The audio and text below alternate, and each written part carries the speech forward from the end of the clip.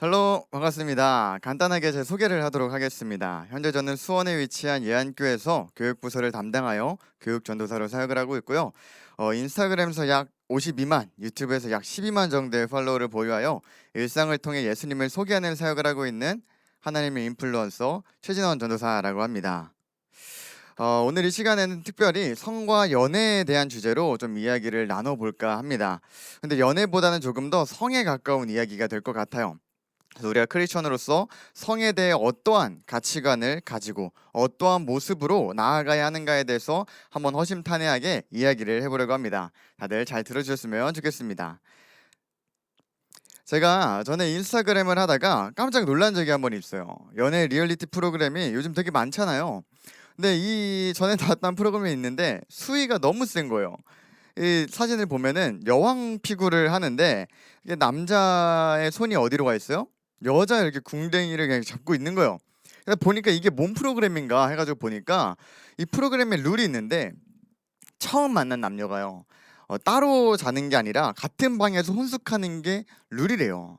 근데 우리 여러분들이 알아야 되는 게 뭐냐면 남녀가 연애를 한다고 해서 한 방에서 한 침대에서 같이 잔다는 게 결코 당연한 게 아니에요. 근데 그 전도사님이 어떤 책을 읽었었는데 숨기지 말아라는 책이 있어요. 이 책을 읽다가 보게 된 한 가지 에피소드가 있는데 교회에서 이제 여러분과 같은 청소년들이 수련회를 2박 3일 수련회를 떠난 거예요.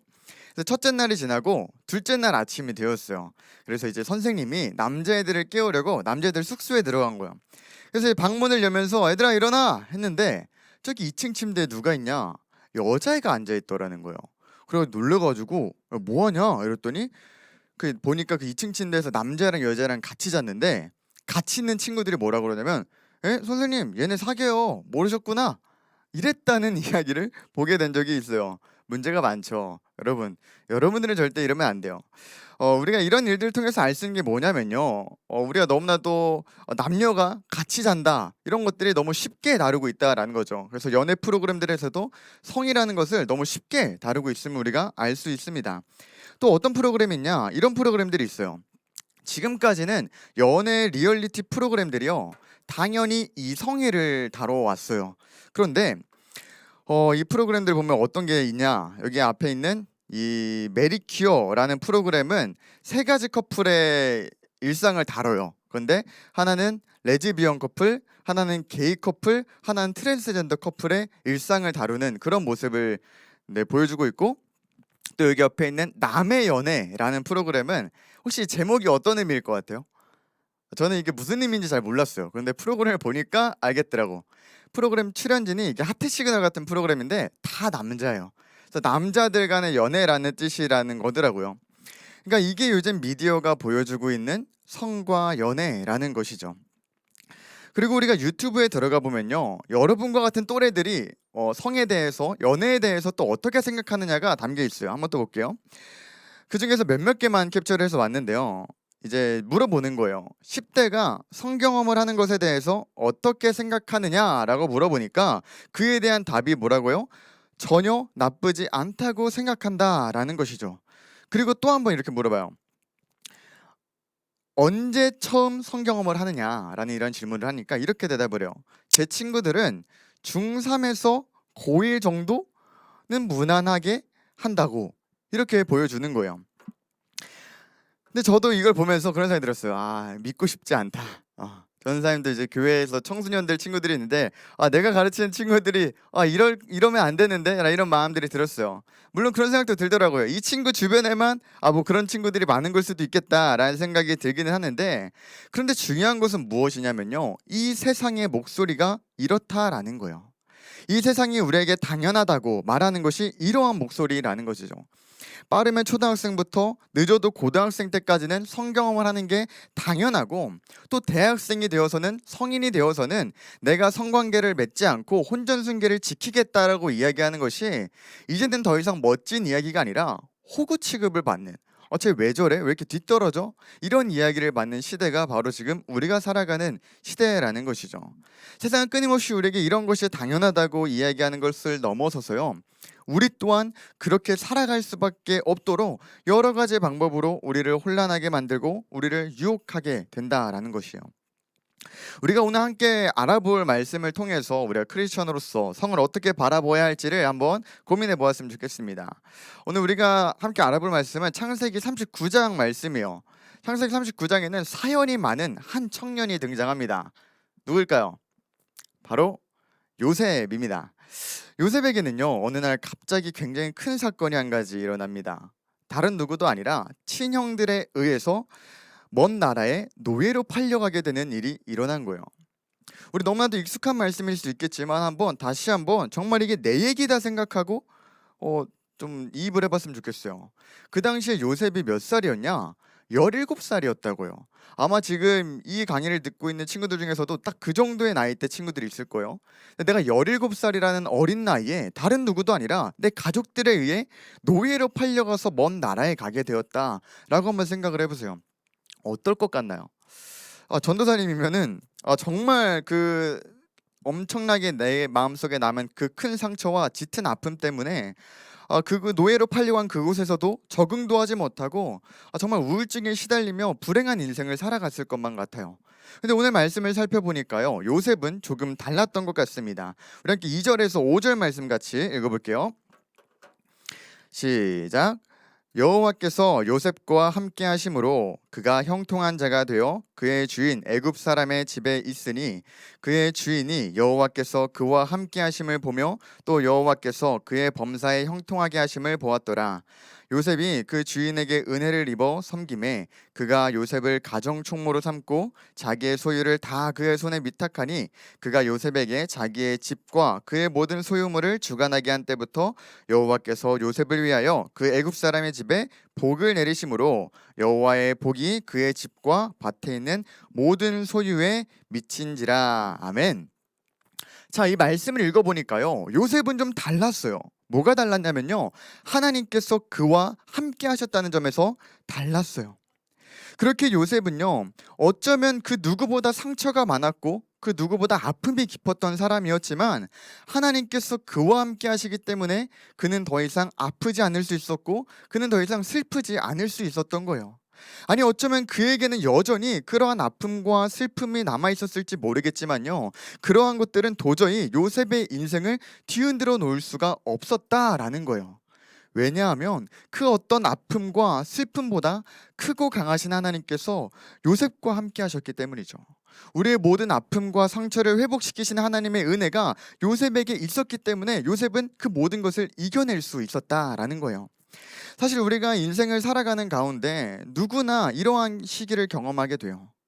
여러 가지 상황 속에서 정말 내 힘으로는 다 이겨낼 수가 없는 어떠한 시련과 고통을 마주하고 정말 그로 인해서 아파하고 괴로워하는 시간들을 보내게 됩니다. 근데 정말 내 힘으로는 이겨낼 수가 없어서, 내가 할 수 있는 것이 없어서 너무나도 고통스럽고 절망스러운 상황들이 우리에겐 때로 찾아온다라는 거예요. 혹시나 지금 이 강의를 듣고 있는 친구들 중에 그런 분들이 있다면 꼭 기억했으면 좋겠어요. 내 힘으로는 할 수 없어도요, 하나님은 하실 수 있어요. 하나님께서 우리를 도우시면요, 우리는 반드시 모든 것을 이겨낼 수 있습니다. 그래서 우리는 요셉과 같이 우리가 하나님과 동행하면은 우리도 요셉처럼 형통해질 수 있다라는 거예요. 그렇게 요셉은 말씀에 따르면요, 말로 다 할 수 없는 시련이 찾아왔지만 그럼에도 불구하고 하나님과 함께하는 형통한 사람이 되었고, 이러한 요셉을 알아본 주인인 보디발이 요셉을 어떻게 해요? 그 집안의 가장 높은 신하로 세우게 되는 일이 일어나게 됩니다. 이렇게 말씀을 보면요, 요셉의 인생이 조금씩 이제 풀려가는 것 같아요. 노예로 팔려왔던 한 소년이요, 그 집안의 가장 높은 사람이 되었던 거예요. 이러한 요셉이 풀려가는 이 시점 가운데 정말로 요셉의 인생이 풀리고 있구나를 알 수 있는 대목이 6절 말씀에 나오는데요, 우리 한번 같이 다시 읽어볼게요. 6절입니다. 시작. 주인이 그의 소유를 다 요셉의 손에 위탁하고 자기가 먹는 음식 외에는 간섭하지 아니하였더라. 요셉은 용모가 빼어나고 아름다웠더라. 아멘. 자, 여러분, 요셉의 인생이 지금 풀려가고 있다라는 증거가 어디 나오냐? 여기 6절 말씀 앞부분이 아니라 뒷부분에 나와요. 뭐라고 나와 있죠? 요셉은 용모가 빼어나고 아름다웠더라. 아멘. 여러분, 성경은 어떤 말씀이죠? 정확무오한 하나님의 말씀이에요. 그러니까 틀린 게 하나도 없다라는 거예요. 또 하나 알아야 되는 게 뭐죠? 하나님은 우리의 외모를 보시는 분이에요, 우리의 마음을 보시는 분이에요. 그래요, 우리의 마음 중심을 보시는 하나님이에요. 그런데 그러한 사람의 외모가 아니라 마음을 중심을 보시는 하나님이 보시기에도 요셉의 외모가 어땠다는 거예요? 빼어나고 아름다웠더라라는 거예요. 제가 이 말씀을 보면서 한번 생각을 해봤어요. 도대체 얼마나 잘생겼으면 이렇게 얘기를 하지? 도대체 얼마나 외모가 뛰어나면 성경에서도 이렇게 이야기를 할까 싶은 거예요. 그래서 한번 저는 생각을 해봤어요. 만약 요셉이 한국에서 태어났으면 어느 정도의 얼굴일까를 생각해봤어요. 이 정도 얼굴이지 않을까 싶었어요. 예, 잘생겼죠? 또 한 번 더. 예, 또 이 정도는 되지 않았을까 싶어요. 완전히 인생이 풀렸죠. 그냥 완전히 풀려버린 거예요. 장난 아니었을 거예요. 게다가 저희 구약학 교수님께서 이 본문을 설명을 해주시는데 원어를 잘 분석해 봤더니 요셉이 얼굴만 잘생긴 게 아니라 몸짱이었다 그래. 당시 그 히브리 노예들이 장난이 아니었다고 하더라고. 몸짱이어가지고. 그러니까 얘는 얼짱에다 몸짱에다 장난 아니었던 거예요. 사실 지금 이 사진을 보면서요, 물론 그냥 자매들은 진짜 너무 잘생겼다 막 그냥 보기만 해도 막 미소가 지어지고 그러겠지만, 남자들은 그런 생각이 들어요. 와, 진짜 개부럽다. 진짜 나도 저렇게 생기고 싶다, 이런 생각들이 듭니다.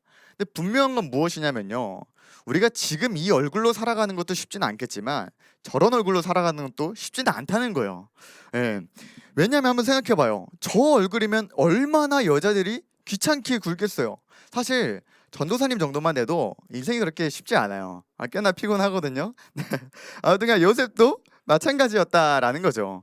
이렇게 외모가 뛰어났던 요셉은요, 인생이 조금씩 풀려나가고 있던 바로 그 시점에 한 가지 큰 사건이 터지게 됩니다. 그건 바로 그 집의 주인이었던 보디발의 아내가 요셉을 마음에 품기 시작했던 거예요. 우리 함께 7절 말씀 한번 같이 읽어볼게요. 시작. 그 후에 그의 주인의 아내가 요셉에게 눈짓하다가 동침하기를 청하니. 아멘. 자, 보디발의 아내가 어떻게 했다고 나와 있죠? 눈짓했다고 나와 있어요. 여러분 혹시 눈짓이 뭔지 알아요? 눈짓이 뭐냐면 이런 거요. 요셉 일로 와봐. 이런 게 눈짓했다라는 거예요. 요셉에게 막 이야기하는 거예요. 요셉 잠깐 와봐 나한테. 이렇게 한다는 거예요. 왜? 이게 무슨 의미일까요? 잘생긴 요셉에게 자기랑 한번 자자는 거예요. 나랑 같이 한번 동침하자는 거예요. 성경 말씀에 써져 있잖아요. 뭐라고 되어 있다고요? 동침하기를 청하니. 동침이 뭐예요? 영어 성경에는 이렇게 나와 있어요. Come to bed with me. 나랑 같이 침대로 가자는 거예요. 침대 가서 뭐 하겠어요? 뭐 소꿉놀이라도 하겠어요? 그런 게 아니겠죠. 이것은 명백한 성적인 유혹이었다라는 거예요. 그런데 문제가 뭐냐면, 사실 오늘 이 요셉에게 찾아온 이 유혹이 요셉에게도 참으로 이겨내기가 어려운 그런 유혹이었다라는 거예요. 그 이유는 두 가지 정도가 있어요. 첫 번째는 요셉의 나이예요. 지금 이때 요셉의 나이가 몇 살 정도로 추정이 되냐면, 남성의 성욕이 가장 왕성하다는 20대 초반 정도의 나이였을 거라고 추정이 되거든요. 그렇기 때문에 아마 요셉은 스스로 내 마음속에서 끌어오는 정욕을 이겨내기도 버거웠을 수 있었을 거예요. 근데 두 번째 이유가 조금 더 중요해요. 뭐냐면, 이 유혹을 한 사람이 누구냐, 뭐 나랑 같이 종살이를 하는 하인 같은 여자가 아니라 나의 주인의 아내라는 거예요. 나와 같은 하녀에게로부터 찾아온 유혹이 아니라 나의 주인의 아내는 곧 나의 주인인 거예요. 그렇기 때문에 그 주인의 권력 때문에라도 더욱 거절하기 힘든 어려움이 있었을 거다라는 거죠.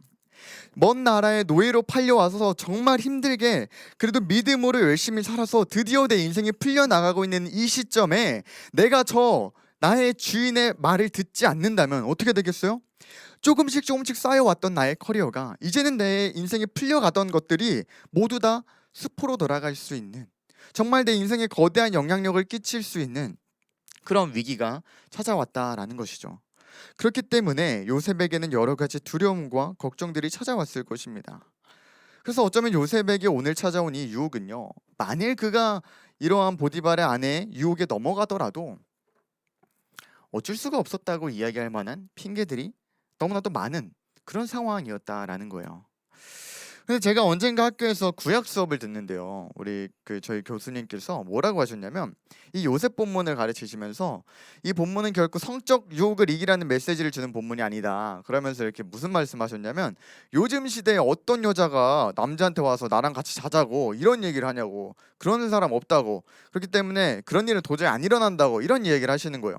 근데 제가 그 강의를 들으면서 그런 생각이 들었어요. 아, 진짜 그럴까?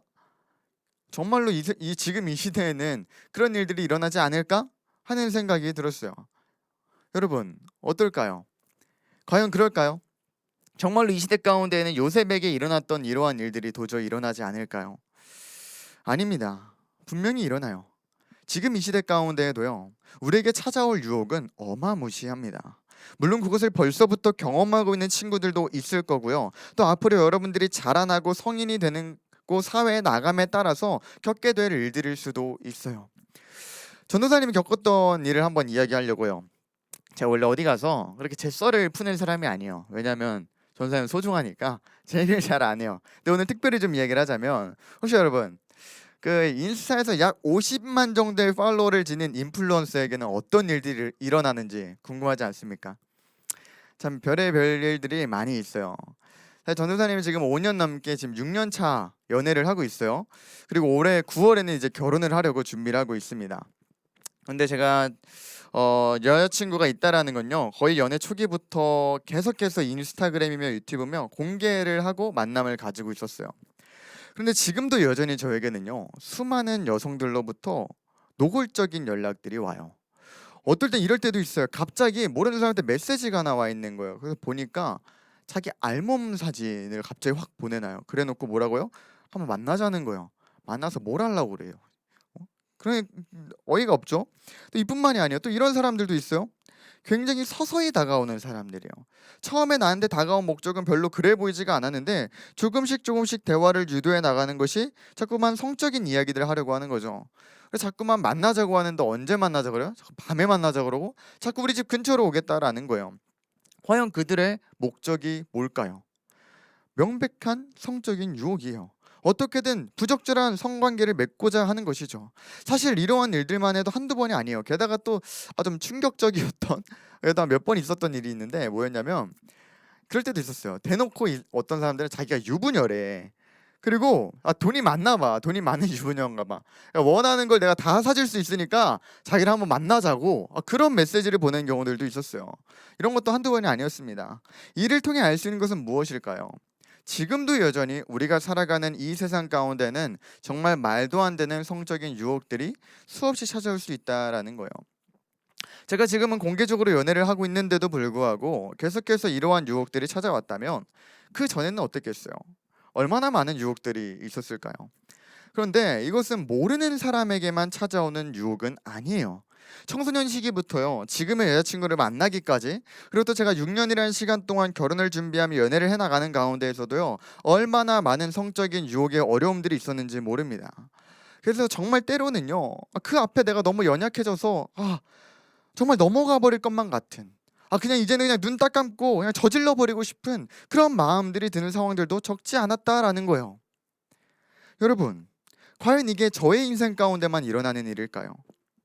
아닙니다. 물론 사람마다 어느 정도 빈도의 차이는 있을 수 있고요, 또 상황의 차이는 있을 수 있겠죠. 그러나 분명한 것은 무엇이냐면요, 지금 이 자리에 있는 그 어떤 누구도요, 우리들이 앞으로의 인생을 살아가는 가운데 우리들은 수없이 많은 성적인 유혹들을 반드시 만나게 될 거다라는 거예요. 그리고 그 유혹들은 때로 요셉에게 찾아온 것처럼 정말 어쩔 수가 없어 보이는, 그것을 뿌리치는 것이 정말 불가능해 보이는 그런 상황들이 우리에게 찾아올 수 있다라는 거죠. 제가 잘 알고 있는 청소년 친구가 하나 있어요. 근데 그 친구가 제가 페이스북에 자기가 트위터에 올렸던 글들을 캡처해서 이렇게 올리는 거예요. 그래서 봤어요. 평상시에 교제도 좀 많이 했었고 또 기도도 해주고 있는 친구여가지고 관심 있게 그 글을 봤는데, 내용들이 뭔가 건강하지가 않은 거야. 좀 약간 정서적으로 불안해 보이는. 그래서 저는 원래 트위터를 하지 않는데 그 친구가 걱정이 돼서 처음으로 트위터를 깔아서 그 친구의 계정을 들어가 봤어요. 그리고 그 친구의 트위터를 보면서 정말 마음이 많이 아파왔어요. 이 아이는 교회를 다니는 아이였고요. 또 믿음이 있는 아이였는데도 불구하고 그 트위터라는 SNS 속에서 익명 가운데 많은 사람들과 부적절한 관계를 형성하면서 건강하지 못한 문화 속에서 자기의 외로움과 아픔과 결핍들을 해소하고 있는 모습들을 보게 되었기 때문이에요. 뿐만 아니라 그 친구를 통해서 들어가게 되는 여러 수많은 계정들을 살펴보면서 정말 제 마음이 혼란스러워졌습니다. 그곳에는 제가 그동안 상상할 수도 없었을 만큼 많은 수의 청소년들과 청년들이 그 SNS 속에서 음란한 대화와 행위들을 이어나가고 있었고, 그것은 마치 하나의 문화의 장이 펼쳐져서요, 내가 감히 다 파악하기가 어려운 정말 그러한 일들이 일어나고 있더라고요. 사랑하는 여러분, 이를 통해서 우리가 알 수 있는 것은 무엇일까요? 이제는 더 이상 우리의 성적인 타락이요, 대면으로만 이루어지지도 않는다라는 거예요. 오히려 비대면의 세상 속에서 더 자극적이고 큰 쾌락들을 추구하며 살아갈 수 있는 시대가 찾아왔다라는 것이죠. 이제는 내가 누군가를 직접 만나지 않고도요, 영상을 통해서 서로 자위행위를 하면서 성관계를 대체하는 그런 것을 맺는 시대가 찾아왔다라는 거예요. 실제로는 단 한 번도 내가 이성의 몸을 본 적이 없을지 모르겠지만 이미 비대면으로는 모든 것을 경험해 버릴 수가 있는 그런 시대가 바로 오늘날의 시대라는 거예요. 그리고 이러한 유혹들은 언제고 여러분들에게 찾아올 수 있는 유혹이라는 거죠. 그렇다면 제가 방금 말했던 친구는 왜 이러한 상황에 빠지게 되었던 것일까요? 제가 그 친구의 이야기를 나눌 수 있는 기회가 생기게 되었어요. 근데 그 친구가 먼저 자기의 마음속에 있는 고민들을 이야기를 하더라고요. 들어보니까, 그러니까 이 친구는 굉장히 외로움과 결핍들이 많은 친구였어요. 부모님도 나의 삶에 관심이 없고 학교엔 친구들도 없고 내 마음속에 있는 어려움과 이런 것들이 있는데 아무도 들어줄 사람이 없는 거예요. 그러다가 SNS 속에서 그 사람들을 만나게 된 거죠. 근데 그 사람들은 내 걱정과 고민의 이야기들을 너무 잘 들어주는 거예요. 그래서 조금씩 그들과 관계를 형성해 나가기 시작했고, 결국 이 아이도 자신이 가지고 있는 아픔과 외로움들을 해결하기 위해서, 정말 조금이라도 행복해지기 위해서 여러 방법과 수단을 사용해보고 있었던 것이고, 그러면서 점차 그들과 같은 문화 속에 빠져버리게 되었던 것이었어요. 어쩔 수가 없는 것만 같은 이 아이에게는 정말 감히 뿌리칠 수가 없는 상황이 찾아왔던 것이었죠. 그리고 결코 이것은 이 아이만의 이야기가 아닙니다. 우리들이 살아가고 있는 이 세상이 바로 그러한 세상이라는 것을 우리는 기억해야 돼요. 끊임없이요, 세상은 우리에게 세상의 가치를 주입하고 세상의 정답을 가르치려고 합니다. 아까 초반에 전도사님이 여러 미디어와 유튜브 속에서 우리에게 보여주는 성에 대한 가치들을 보여주었어요. 끊임없이 세상은요, 미디어를 통해 우리도 모르게 세상의 가치를 우리에게 주입합니다. 하나님의 말씀이 무엇이라든지 간에 상관없이요, 세상은 계속해서 정말 틈만 나면 우리의 마음 가운데 세상의 가치와 세상의 정답과 세상의 기준을 계속해서 우리에게 주입을 하는 거예요. 계속해서 우리를 혼란하게 만들어요. 그런데 문제는 뭐냐? 우리가 하나님의 말씀을 모른다는 거예요. 세상은 끊임없이 세상의 가치를 우리에게 주입하고 우리를 혼란하게 만드는데, 우리가 정작 하나님의 자녀인 우리가 하나님의 말씀을 모른다라는 거예요.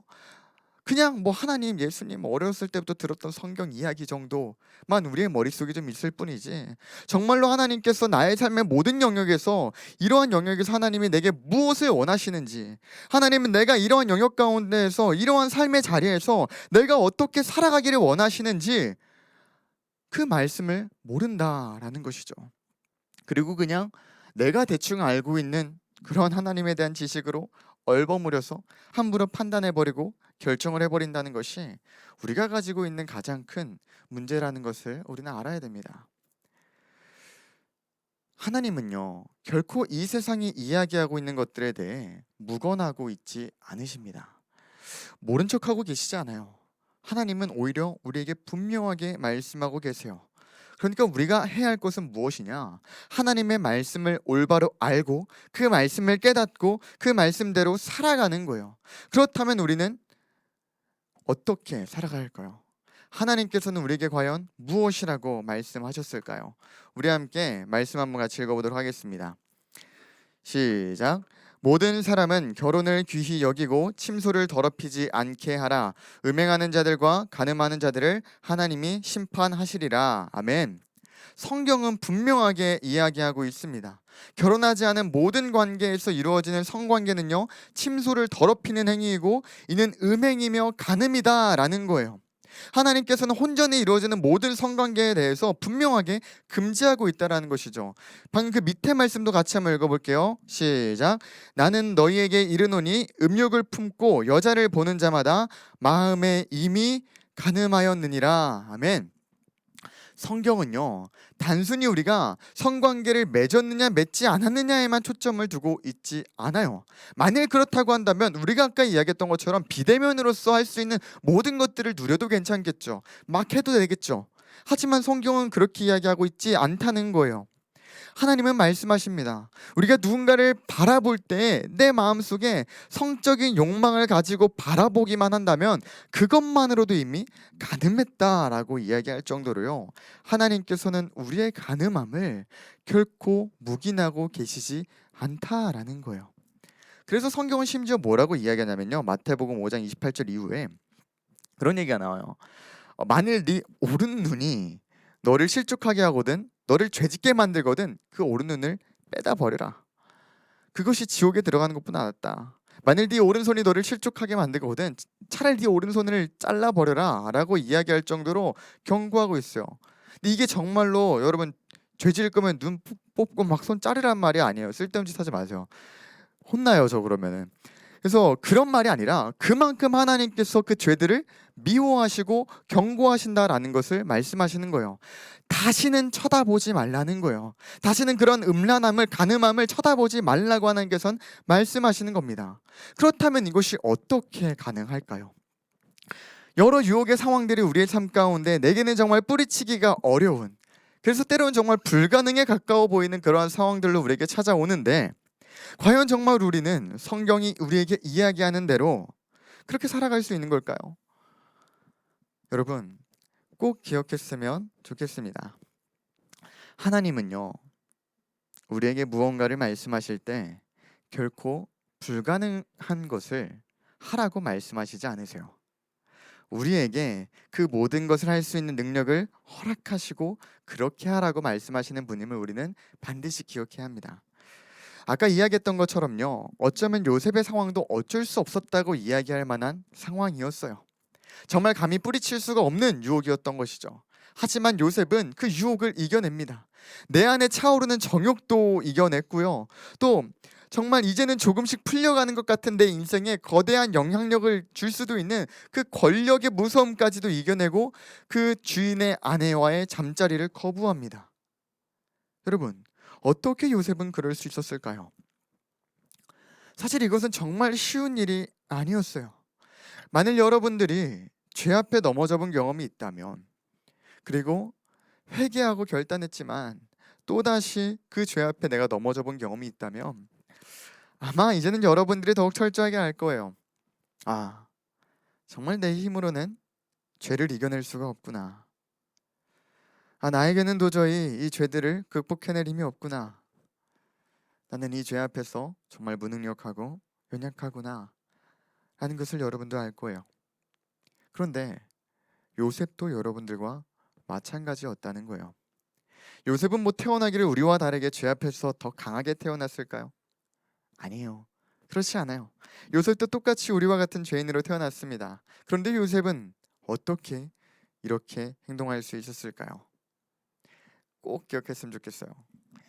진짜 사랑은요, 불가능을 가능하게 합니다. 요셉은 하나님을 사랑했고요. 내가 정말로 사랑하는 하나님과 동행하기를 원했던 사람이었어요. 그렇기 때문에 요셉에게는 내가 하나님과 동행하는 것 그 이외에는 어떤 것도 중요하지 않았던 거예요. 나와 하나님과의 사랑을 지키기 위해서라면 그에게는 불가능은 없었고 그 어떤 것도 포기할 수 있는 가능이 되었다라는 것이죠. 그래서 그는 끝내 잠자리를 거부함으로 인해 자신이 쌓아왔던 모든 커리어를 빼앗기고 억울하게 감옥에 들어가게 되었지만 그럼에도 불구하고 그는 끝까지 믿음을 지켰던 거예요. 그리고 사실은 그 사랑이, 요셉이 보여준 그 사랑이 우리가 이미 하나님께 받은 사랑이라는 것을 꼭 기억했으면 좋겠습니다. 사실 예수님은 우리를 구원하지 않으셔도 됐었어요. 사실 예수님이 우리를 위해서 굳이 십자가에 달리실 이유가 없죠. 하지만 예수님은 끝까지 물러서지 않으십니다. 병사들이 예수님을 끌어가기 위해 찾아왔을 때도요, 날카로운 채찍들에 맞아서 그의 살점이 뜯겨져 나가는 그 순간에도요, 피를 흘리며 십자가를 지고 골고다 언덕을 올라가시던 그 순간에서도요, 예수님은 우리를 사랑하기를 포기하지 않으셨어요. 그 어떤 것도 우리를 향하신 예수님의 사랑을 막을 수가 없었다라는 거예요. 왜냐? 예수님은 우리를 죽기까지 사랑하셨거든요. 우리를 위해 죽어야만이 우리가 다시 살아날 수 있기 때문에, 우리가 다시 주님께로 나아갈 수 있기 때문에 예수님은 그 어떤 것 앞에서도 끝까지 물러서지 않으시고 우리를 그렇게 사랑하셨다라는 거예요. 내게 어떠한 결과가 찾아올지라도 내가 저를 사랑하기 때문에 모든 결과를 받아들이겠다는 그 사랑, 내게 어떠한 고난과 시련이 찾아올지라도 내가 결코 저를 포기하지 않겠다는 그 집념, 그것이 우리가 받은 예수님의 사랑이라는 거예요. 그 사랑을 받은 사람들이 바로 저와 여러분들입니다. 그리고 오늘 하나님께서는 우리에게도 그러한 사랑을 원하세요. 하나님은 이미 이 세상의 모든 것을 가지신 분이시잖아요. 그런데 그 하나님이 가장 기뻐하시는 것이 무엇이냐? 바로 여러분들의 마음이에요. 여러분들이 마음 다해 하나님을 사랑할 때요, 하나님께서는 온 세상을 지으신 것을 흡족하시며 만족함을 느끼시고 기뻐하신다라는 거예요. 사랑하는 여러분, 이제 말씀을 맺으려고 해요, 강의를. 혹시 여러분들의 지금까지의 삶은 어땠나요? 이 수련회의 자리에 나오기까지 여러분들의 모습은 어떠한 모습이었나요? 사실 전도사님도 여러분들과 같은 나이 때 참 죄 앞에 많이 무너졌던 기억들이 있어요. 그래서 막 수련회 갈 때마다 그런 기억들이 있어요. 여름 겨울 수련회 가잖아요. 겨울에 가서 막 엄청 회개하면서 막 울면서 막 회개를 해요. 하나님 진짜 이제 그렇게 안 살게요. 진짜 하나님만 사랑할게요. 결단해요. 그리고 6개월이 흘러요. 또 수련회 자리에서 또 그러고 있어요. 하나님 진짜 죄송해요. 이제 안 그럴게요. 또 6개월 뒤에 또 그러고 있는 거예요. 아마 그런 친구들이 있을 거예요. 내가 하나님 앞에서 지은 죄가 한둘이 아니라서, 내가 하나님 앞에서 결단하고 다시 무너졌던 적이 한두 번이 아니라서 이제는 하나님께 나아가는 것이 너무나도 부끄럽고 염치가 없는 것 같아 두려운 친구들도 아마 있을 거예요. 전도사님도 그랬거든요. 그런데 중요한 것은 우리가 하나님 앞에서 얼마나 많은 죄를 지었는지, 우리가 하나님 앞에서 얼마나 많이 넘어졌는지가 중요한 게 아니에요. 정말 중요한 것은 무엇이냐? 우리가 지금 나의 죄를 깨닫고 하나님 앞에 서 있다는 거예요. 그리고 하나님께서는 지금도 여전히 나를 너무나도 사랑하고 계신다라는 거죠. 혹시나 이 자리에 있는 친구들 가운데, 전도사님, 저는 이미 순결을 잃어버렸어요. 하나님 앞에서 저는 이제 더 이상 깨끗한 모습이 아닌 것 같아요. 순결한 모습이 아니에요. 그럼 어떡하죠? 이제 다 끝난 거 아닌가요? 하는 친구들이 있다면 걱정하지 않았으면 좋겠습니다. 이렇게 마지막으로 한번 말씀 읽어볼게요. 시작. 그런즉 누구든지 그리스도 안에 있으면 새로운 피조물이라, 이전 것은 지나갔으니 보라 새 것이 되었도다. 아멘. 예수님의 보혈로 우리는 새 것이 되었습니다. 하나님께서 보실 때 우리는 결코 더러운 자가 아니라는 거예요. 우리가 다시 한번 나의 죄를 자복하고 하나님께 회개하며 나아간다면요, 하나님께서는 예수 그리스도의 보혈로 우리를 깨끗하게 하셔서요, 우리를 바라보실 때 너 더러워, 너는 이미 순결하지 않아가 아니라 우리를 바라보실 때 정말 깨끗하구나, 너 정말 순결하구나 라고 우리에게 말씀하신다라는 거예요. 그러니까 결코 절망하지 않았으면 좋겠어요. 포기하지 않고 다시 일어섰으면 좋겠습니다. 이미 다 끝났다고 이야기하는 그 마귀의 말에 넘어가지 마세요. 에스겔 말씀이 이렇게 나옵니다. 돌이키고 돌이키라. 너희 악한 길에서 떠나라. 어찌 죽고자 하느냐. 우리에게 말씀하시는 하나님의 음성에 귀 기울일 수 있었으면 좋겠습니다. 여러분들이 이 세상을 앞으로 살아가면서 여러분들은 더욱더 많은 죄의 유혹들을 경험하게 될 거예요.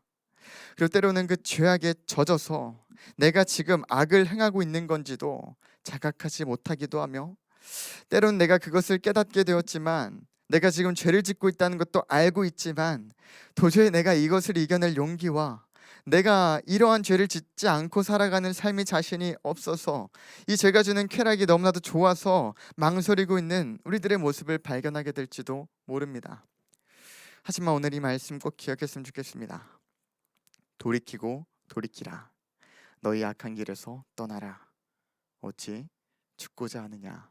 말씀하시는 이 하나님의 음성에 귀 기울이고 다시 한번 그 자리에서 멈추고 돌이켜 하나님께로 나아갈 수 있는 우리가 되었으면 좋겠습니다. 이 세상이 이야기하는 잘못된 가치와 방법과 기준들에 의해 우리의 삶이 송두리째 흔들리고 정말 그 세상의 사람과 같이 되어 살아가는 것이 아니라 부디 하나님의 말씀을 올바로 알고 깨달아 오직 하나님의 말씀만이 내 삶을 그려나갈 수 있는 유일한 물감이 될 수 있음을 기억하고 결단하며 살아갈 수 있는 저 여러분들이 되기를 예수님의 이름으로 축복합니다. 자, 기도하고 마치도록 하겠습니다. 기도하겠습니다. 하나님 아버지 감사합니다. 주님, 우리가 오늘 야 너도 할 수 있어 라는 제목으로 함께 강의를 나누었습니다. 하나님, 우리에게는 때로 정말 이겨내기가 어려운, 감히 뿌리치기가 어려운 여러 성적인 유혹의 상황들이 찾아옵니다. 이 시대는 끊임없이 우리에게 미디어를 통하여서 세상의 기준과 가치와 정답을 우리에게 주입합니다. 그러나 주님, 우리가 이 시간 다시 한번 결단할 수 있게 하여 주시옵소서.